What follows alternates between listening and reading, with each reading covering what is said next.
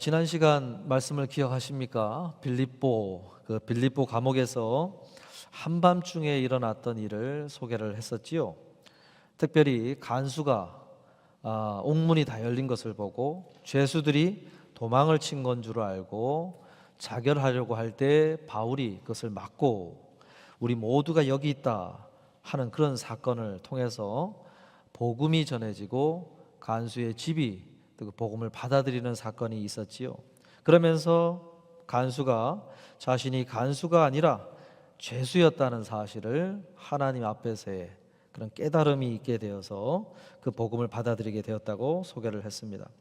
그런 것을 보면은 복음은 우리의 인생에 뻔한 스토리가 아니라 새로운 스토리를 써내려가기를 원한다는 것을 우리에게 알게 합니다. 예수를 주로 고백한다는 것은 그런 면에서 우리 스스로가 인생의 스토리를 써내려가려고 하던 그 메인 작가의 자리에서 펜을 예수님께로 이렇게 내어놓는 그런 변화가 일어나는 것이 복음이다라는 것을 우리가 알게 되죠. 그래서 인생의 펜을 하나님께 맡기면 감옥과 같은 상황 속에서도 새로운 인생 스토리, 자살로 끝마치는 인생 스토리가 아니라 거기서 뭔가 새로운 걸음을 걷게 만드는 새로운 인생의 반전의 스토리가 나올 수 있다는 것이죠. 그래서 우리는 어려운 순간들을 만날 때 거기서 내 자신이 이것을 써내려 간다면 어떤 스토리가 나올까? 전혀 스토리가 잡히지 않는 그런 순간일 때 오히려 하나님의 주권을 인정하고 나의 펜을 하나님께 내어 맡겨야 된다는 것이죠. 내가 쓸 수 없으니 하나님이 써달라고 하는 그런 변화가 있을 때 거기서 새로운 반전의 스토리가 나온다는 것을 지난 말씀을 통해서 우리가 알게 됩니다.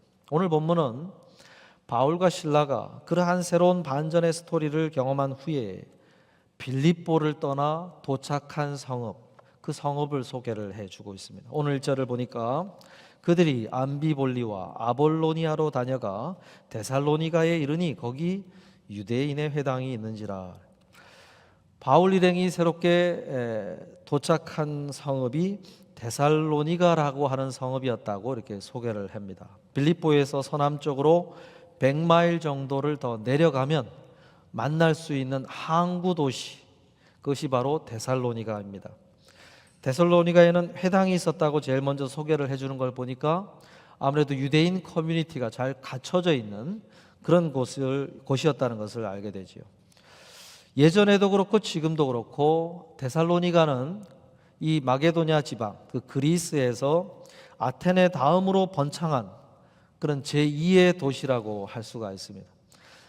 지금은 한 100만에서 200만 정도가 모여 사는 큰 도시였고 그 당시에서도 한 12만 명 정도가 살고 있는 그런 번창한 도시로 알려진 곳입니다. 이곳에 바울과 일행이 도착을 했다는 것이죠. 여러분, 회당을 참 오랜만에 바울과 일행이 만났으니까 얼마나 좋았겠습니까? 그동안은 회당이 없어서 기도하기 위해서 강가를 전전하고 그리고 그런 곳에서 복음을 전해야 되니까 복음도 아주 심플하게 주 예수를 믿으라, 그래 하면 너와 내 집이 구원을 받으리라, 이게 복음의 전부인 아주 심플한 복음, 그런 복음을 전하던 바울이 이제 구약 성경을 다룰 수 있고 그리고 성경 구석구석에 메시아로 예수님을 소개하는 성경을 강론할 수 있는 환경이 주어졌으니 얼마나 좋았을까요?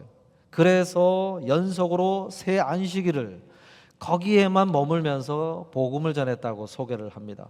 그러니까 3주 동안 구약 성경을 가져오면서 아주 할 수 있는 최대치의 복음의 내용을 전하려고 했다는 것입니다. 여기까지 보면은 얼마나 좋습니까? 참 이 말씀의 스토리가 바울 일행의 느꼈을 기쁨이 전해지고 즐거움을 막 우리가 느낄 수 있는 것 같아요. 여러분, 우리가 하나님의 말씀을 나누고 복음을 나누고 하나님에 대해서 배우고 이야기를 하고 한다는 것은 굉장히 즐거운 일입니다. 그렇지요? 또 즐거워야 됩니다. 그것이 정상이지요. 그런데 만일 예배를 드리고 말씀을 배우고 말씀을 나누고 하는데 즐거움이 내 안에 없다, 그럼 뭐가 문제가 있는 거예요. 무슨 문제가 있는 것이지요? 하나님을 알아가고 나누는 시간이 왜 싫어지는 것일까? 5절에 보니까 그것을 싫어한 이들이 있었다고 성경이 소개를 해주고 있어요. 그러나 유대인들은 시기하여 저자의 어떤 불량한 사람들을 데리고 때를 지어 성을 소동하게 하였다 그랬어요. 지금 이제 즐거움이 아니라 시기하는 마음이 마음에 가득 차 있고, 그리고 저자 거리로 나가서 불량한 사람들, 어떤 일을 할지 우리가 자세히는 소개해 주지 않으니까 모르겠지만, 불량한 사람들이라고 하는 것은 아마 거리에서 사람들을 못 살게 굴고 또 사람들을 때리고 하는 그런 일들을 하는 사람들 아니겠어요? 그런 사람들을 포섭을 해가지고 성 안을 다니면서 소동을 했다 그랬어요. 소동했다고 하는 말이 참 재미있는 것이, 어떤 흘러가던 기존의 질서를 뒤바꾸는 것이 소동했다라고 하는 뜻입니다. 그러니까 앞서서 소개했던 회당에서 바울이 복음을 전하고 그 복음을 귀담아 듣고 하는 사람들이 나오고 하는 그 흐름을 뒤바꾸기 위해서 저자 거리로 가서 불량한 사람들을 매수를 해다가 구석구석에서 그 흐름을 뒤바꾸기 위해서 일들을 일으켰다고 소개를 하고 있어요. 여러분, 이런 유대인에게서 왜 이런 모습이 나왔을까? 5절에 그 이유에 대해서 시기하였다라고 소개하죠. 시기하였다. 그러면 시기하였다고 하는 것은 이 유대인들의 안에 마음에 그런 시기함이 들어섰다고 소개했는데, 복음이 전해지는 곳에서 한 그룹은 즐거움이 있고 한 그룹은 시기함이 있어요. 왜? 하나님의 말씀이 전해지는 곳에 이 상반된 마음에 있는 감정이 상반된 감정을 느끼고 있는 이 두 그룹이 동시에 나오게 되는 것일까? 이것이 오늘 우리가 들어야 될 메시지이고, 또 오늘 말씀에서 우리가 발견해야 될 하나님의 메시지가 들어있는 질문이라고 할 수가 있습니다. 오늘 그 이유를 두 가지로 살펴보기를 원하는데요. 첫째로 4절 5절을 다시 한번 가만히 읽어보면 그 이유를 찾을 수가 있죠. 그 중에 어떤 사람, 곧 경건한 헬라인의 큰 무리와 적지 않은 귀부인도 고난을 받고 바울과 실라를 따르나 그러나 유대인들은 시기하였다 그랬어요. 유대인들이 시기한 이유를 4절에서 찾을 수가 있는데, 그것은 유대인들이 왜 이런 시기하는 마음이 들었느냐? 그것은 바울과 실라의 이야기를 듣고 경건한 헬라인의 큰 무리와 적지 않은 귀부인들이 바울과 실라를 따랐기 때문이다라고 소개를 해주고 있어요. 여기서 경건한 헬라인이라고 하는 것은 출신이 유대인이 아닌데, 그들이 이 유대인들이 전하는 여호와 하나님에 대한 것을 듣고 로마의 신들에 대한 관심이 아니라 여호와 하나님에 대한 관심을 갖고 하나님을 알고자 하는 그런 마음이 생겨 회당을 찾아온 사람들이 경건한 헬라인이라고 할 수 있어요. 그리고 귀부인들이라고 하는 것은 사회적인 위치가 상당히 높은 집안의 아녀자들이라는 것이죠. 그들이 여호와 하나님을 알고 싶어서 회당을 찾아왔고, 그러다 보니까 그 여호와 하나님에 대한 말씀을 가르쳐주는 그 유대인들이 그들의 주목을 받게 된 것이죠. 그리고 그들이 그들에게 따르는 모습으로 그들을 따르는 모습이 이루어졌을 터인데, 그런데 어느 날 바울 일행이 그곳에 찾아와서 복음의 말씀을 전하는데 점점 그 사람들이 자신들이 아니라 바울을 향하여 바울 일행을 주목하게 되면서 시기하는 마음이 생겼다고 오늘 말씀이 소개를 하는 것입니다. 그러니까 시기라는 것은 그런 것이죠. 많은 사람들로부터 인정을 받고 인기를 끄는 것이 자신이 아니라 다른 사람이 될 때 느끼는 감정이 시기하는 마음이시죠. 바로 유대인들이 그런 이유 때문에 그런 마음을 갖게 됐다는 거예요. 무엇을 말씀하는 것입니까?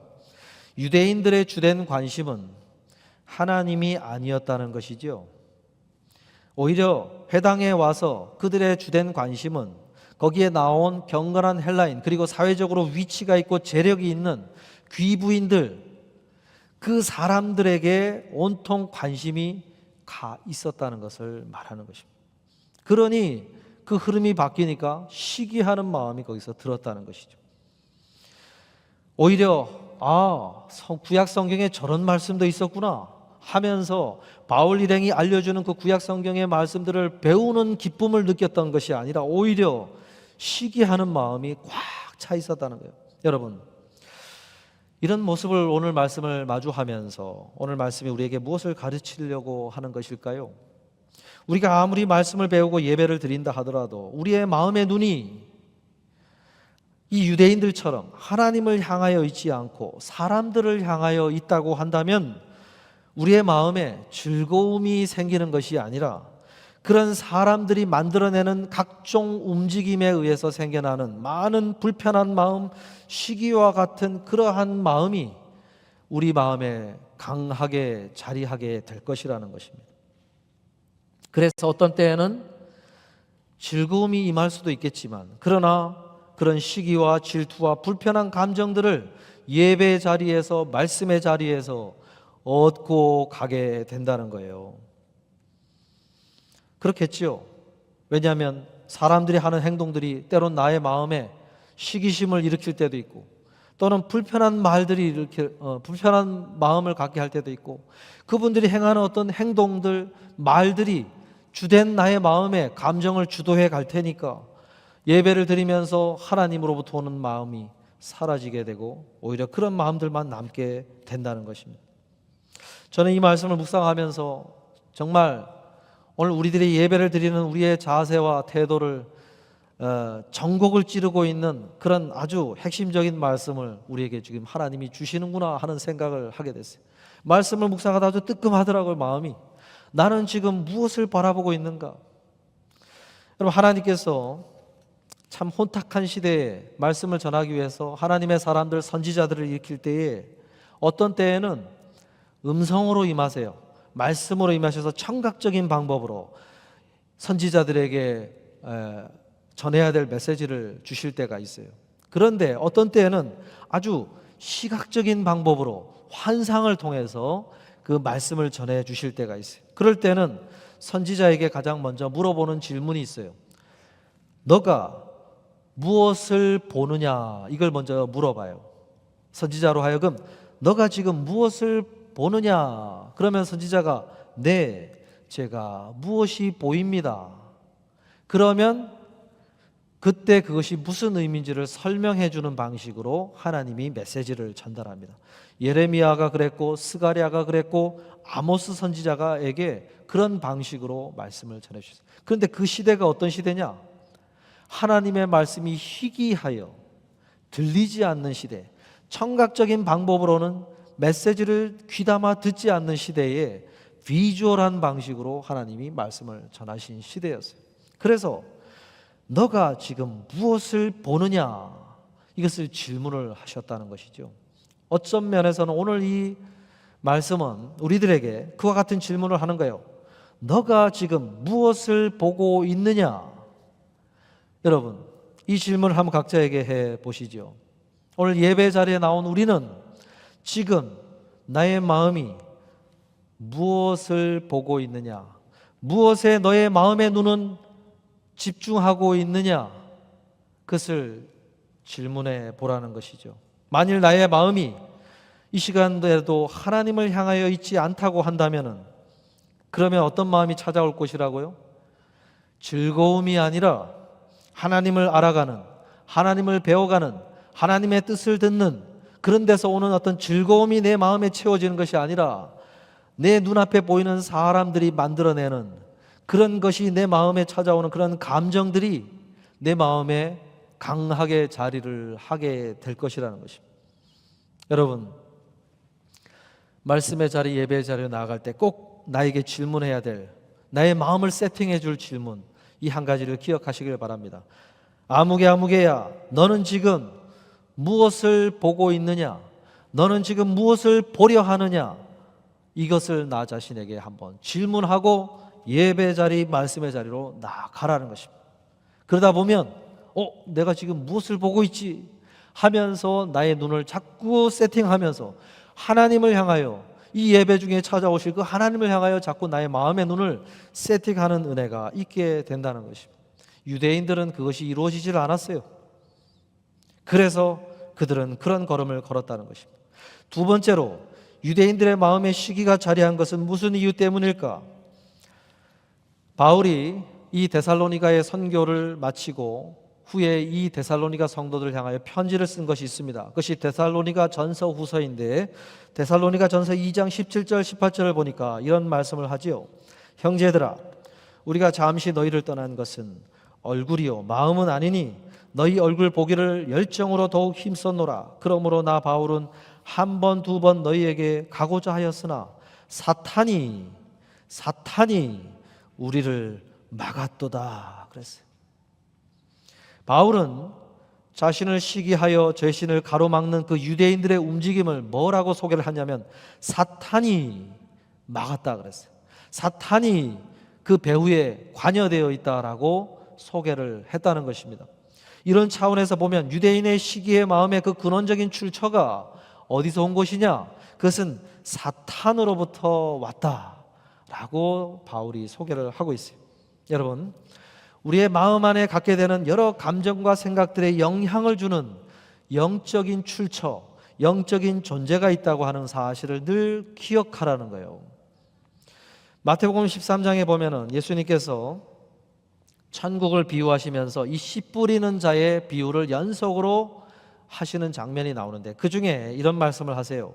마태복음 13장 24절 26절에 보면 예수께서 그들 앞에 또 비유를 들어 이르시되 천국은 좋은 씨를 제 밭에 뿌린 사람과 같으니 사람들이 잘 때에 그 원수가 와서 곡식 가운데 가라지를 덧뿌리고 갔더니 싹이 나고 결실할 때에 가라지도 보이거늘 그러지요.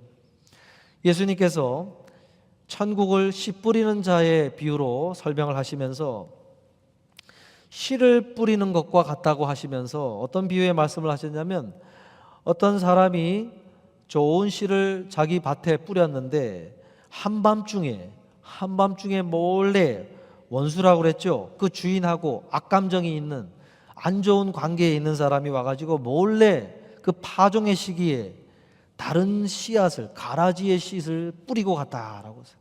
그래서 한 해 동안 열심히 땀 흘려 수고를 했는데 나중에 추수할 때 보니까 그걸 까맣게 모르고 있다가 완전히 거기에 그 씨앗이 함께 자람으로 해서 좋은 씨를 뿌려서 곡식을 풍성하게 거둬야 되는데 그 씨앗이 영양분을 같이 빨아먹는 바람에 그날 그 해의 농사가 망치게 되는 그런 일들을 일으켰다라고 소개를 한 거예요. 그것이 천국과 같다라고 소개를 했어요. 천국에서 벌어지는 일들이다라고 소개를 했어요.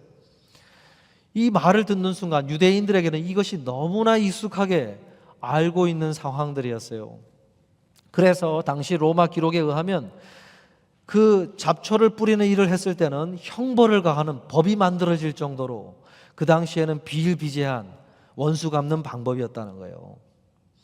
그래서 예수님께서 그 얘기를 하셨던 것이죠. 오늘 예수님이 하신 그 비유의 말씀을 오늘 이 데살로니가에서 일어난 일과 연결시켜 이해를 하자면은 바울이 전한 복음의 말씀이 뿌려질 때 거기에 원수가 찾아왔다는 것이죠.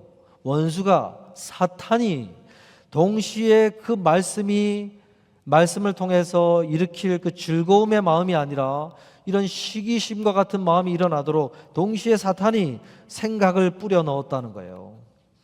그래서 유대인들에게는 그런 시기의 마음이 자라난 것이고 반대로 헬라인과 같이 귀부인과 같은 사람들 마음속에는 즐거움이 임했던 것이죠. 그 두 가지 마음이 거기서 동시에 일어났다고 볼 수가 있어요.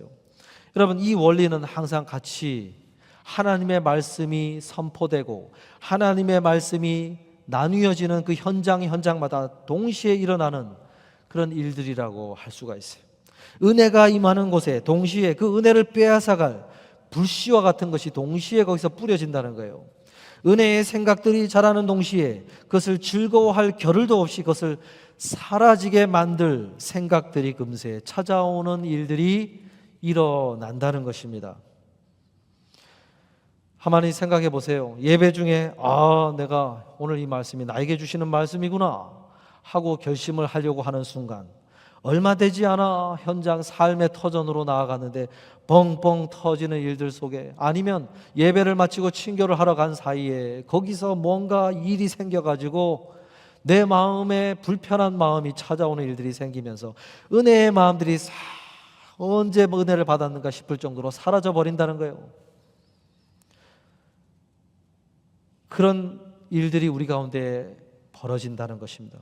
그래서 하나님 앞에 좋은 마음으로 뭔가를 결단하고 뭔가를 하려고 하면 금방 왜 이렇게 힘든 일들이 생기지 하면서 이걸 하면 안 되겠구나 하는 식으로 멈추고 그런 일들이 반복이 된다는 거예요. 그런데 그럴 때마다 어떻게 해야 된다는 것입니까? 이걸 하면 안 되겠구나가 아니라 내가 이런 일에 내가 멈춰선다면 앞으로도 나는 계속해서 이걸 하지 못할 것이라고 하는 사실을 생각하면서 이걸 넘어서야 된다, 어떻게 하든지 이 마음대로 내가 한번 가봐야 된다고 하면서 그것을 넘어설 때 원수 사탄이 어떻게 생각하겠습니까? 이 방법은 더 이상 효과가 없구나 하면서 그 일을 접어버린다는 거예요. 그런데 거기에 넘어져서 계속 효과가 벌어지면 어떻게 된다는 것입니까? 은혜를 받을 때마다 똑같은 그런 일들을 일으키면 이 사람은 이것만 뿌리면 돼 하면서 그 일들로 계속 그 은혜를 뺏어가는 일들을 일으켜 세울 거라는 것이지요. 여러분, 아프리카나 인도에 가면 코끼리를 길들이는 아주 전통적인 방법이 있다고 하지 않습니까? 한번 생각해 보시면 여러분, 코끼리를 그 사람들이 메어놓은 거 보면 참 허술하게 메어놓는다는 거예요. 말뚝 하나 박아놓고 거기에 밧줄 같은 거 줄 하나 묶어놓으면 된다는 것이죠. 어떻게 저걸로 저 큰 코끼리를 관리를 할까? 그런데 어렸을 때 아기 코끼리 때부터 그 길들이기를 시작을 한다는 거예요. 아기 코끼리 때 말뚝 하나 밟고 줄을 메어 놓으면은 아기 코끼리 때는 힘이 약하니까 조금 걸어가 보려고 하다가도 그 줄이 팽팽해지고 뭔가 불편한 걸 당겨보다가 안 되는구나 하는 생각이 들면은 그 말뚝 주변을 벗어나질 않는다는 것이죠. 근데 그런 경험이 계속 쌓이다 보면 자기도 모르는 사이에 코끼리는 이제 아이가 아니라 정말로 거대한 성인이 된 힘을 가진 그런 코끼리가 되어 간 때에서도 힘 한 번 주지 않고 그 말뚝 주변에만 계속 머물러 있는다는 거예요. 왜요? 어린 시절에 그 경험이 계속 자신의 마음을 떠나질 않고 있어서 자신이 그 정도밖에 갈 수 없다고 늘 생각하기 때문에 그렇게 있는다는 것이지요. 사랑하는 성도 여러분, 오늘 모습이 옳지 우리가 이런 코끼리와 같은 것은 아닌가 한번 생각해 봐야 되겠죠. 신앙 초창기에 일련의 결심들을 몇 번 했었는데 그 결심을 하고 걸어가다가 안 좋은 기억들이 하나 둘 생기면 이거는 하면 안 되겠구나 하면서 실패한 기억, 넘어진 기억, 그런 기억 때문에 시도조차 하지 않아요. 뭐 말씀이 들려도 그거 해도 안 돼. 예전에 다 해봤어. 하다 보니까 뭐 하다가 지쳐 넘어지고 뭐 별반 달라질 거 아무것도 없고 이런 기억이 온통 있어서 항상 신앙생활을 참아 끊지는 못하는데 걸어가는 모습 자체가 초라하고 무기력하고 어떤 말씀이 들려도 이건 아브라함에게만 해당되는 거지 뭐 이거는 다윗에게만 해당되는 거지 뭐 이거는 뭐 여기 사람들에게만 해당되는 거지 하면서 아무런 말씀해 주시는 은혜와 도전이 시도해보지 않고 그냥 초라한 모습으로 신앙생활 해가는 모습이 나의 모습은 아닌가? 그것을 한번 질문해 보라는 것입니다. 어떤 면에서는 거대한 코끼리가 자신의 힘의 대부분을 사용도 못 해보고 그저 무기력하게 그 줄에 매여서 평생을 살아가고 있는 모습이 영적인 잠들어 있는 거인을 깨워보지도 못하고 하나님이 약속하신 말씀에 그 하나하나 경험도 못 해보고 그렇게 초라한 모습으로 무기력한 모습으로 걸어가고 있는 나의 모습이 나의 모습은 아닌가? 이 말씀 앞에서 질문해 보라는 것입니다. 그것은 사탄이 주는 생각이지 하나님이 주시는 생각이 아니라는 것이지요. 일어나라, 걸어가보라, 도전해봐라, 내가 약속하고 있지 않느냐, 이런 말씀을 한번 붙들고 도전해 보라는 것입니다. 사랑하는 성도들, 오늘 말씀을 마무리하려고 하는데요, 잠언 4장 23절에 보면 모든 지킬 만한 것 중에 더욱 내 마음을 지키라. 생명의 근원이 이에서 남이니라 그래요. 내 마음을 지키라 그러지요. 우리가 마음을 지키느냐 지키지 못하느냐 하는 싸움이 우리 마음에서 일어난다는 것입니다. 오늘 말씀의 5절 6절을 보니까 야손이라는 사람을 소개해 주지요. 야손. 5절 6절을 보니까 야손의 집에 침입하여 그들을 백성에게 끌어내려고 찾았으나 발견하지 못하며 야손과 및 형제들을 끌고 읍장들 앞에 가서 소리질러 이르되, 유대인들의 시기의 마음으로 익힌 일들 앞에서 이 야손이라는 사람은 어떤 마음을 품었다는 거예요? 저거는 하나님이 기뻐하시는 일이 아니다. 바울 일행을 보호하고 끝까지 내가 피해가 있더라도 손해가 있더라도 내가 이 일을 해야 되겠구나 하고 생각하고 사람들이 막 그들을 붙잡아가서 매질을 하면서 하는데도 끝까지 발설을 하지 않고 바울 일행을 보호해 줬다는 거 아니에요. 그러면서 끝까지 이 일들을 하나님의 마음을 지켜가기 위해서 그 일들을 했다는 거예요. 여러분, 이 야손의 모습은 우리들에게 하나님이 오늘 이 야손의 모습을 보여주면서 우리들에게 어떻게 살아야 되는지를 알려주는 것입니다. 성경에서는 우리가 삶을 살 때 그리스도인으로 살아간다는 것은 영적인 전쟁터에서 싸워가며 살아가는 것이다. 싸움의 차원에서 인생을 살아가야 된다라고 이야기를 하고 있다는 거예요. 이 땅은 여러분 평화로운 곳이 아닙니다. 실제로 우리가 인정하지 않을 뿐이지 이 세상은 온통 전쟁터예요. 한번 뉴스를 켜보시면 우크라이나부터 해가지고 각종 싸움의 현장이 지금도 일어나고 있고 교통사고와 각종 범죄와 천재지변과 자연재해로 죽어나가는 사람들이 하루에도 수없이 일어나는 영적인 전쟁터, 정신질환과 육체적인 질환으로 싸워 죽음의 삶의 경계선에서 살아가고 있는 전쟁터라는 것입니다. 특별히 우리의 마음에 그런 전쟁이 벌어지고 있어요. 싸움이 벌어지고 있다는 거예요. 누가복음 11장 18절에서도 예수님은 사단도 나라를 가지고 있다고 소개를 하지요. 너희 말이 내가 바알세불을 힘입어 귀신을 쫓아낸다 하니 만일 사탄이 스스로 분쟁하면 그의 나라가 어떻게 되겠느냐. 사단도 나라가 있다고 소개를 했어요. 사단도 무리가 있고 힘이 있고 능력이 있다는 거예요.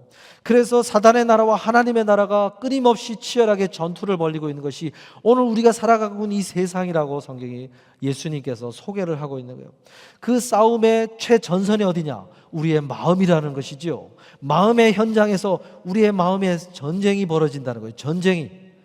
그 가운데서 우리가 자꾸만 타협하고 포기하면서 사단에게 통치권을 내주고 영토를 내어주고 우리의 마음을 자꾸 내어주면 안 된다는 거예요. 그 가운데서 이게 하나님이 주시는 마음인가, 하나님이 아니면 사단이 주는 마음인가, 이런 것을 분별하면서 걸어가야 된다는 거예요. 잠언 4장 23절에서 그랬죠. 마음을 지키라 했지요. 지키라고 하는 뜻이 무엇이냐면 계속 우리의 마음을 들여다보라 라는 뜻이에요. 들여다봐라. 여러분, 마음을 이런 차원에서 계속 들여다봐야 된다는 거예요. 어떤 때는 그런 때가 있어요. 마음이 자꾸 불편할 때가 있어요. 왜 이렇게 불편하지?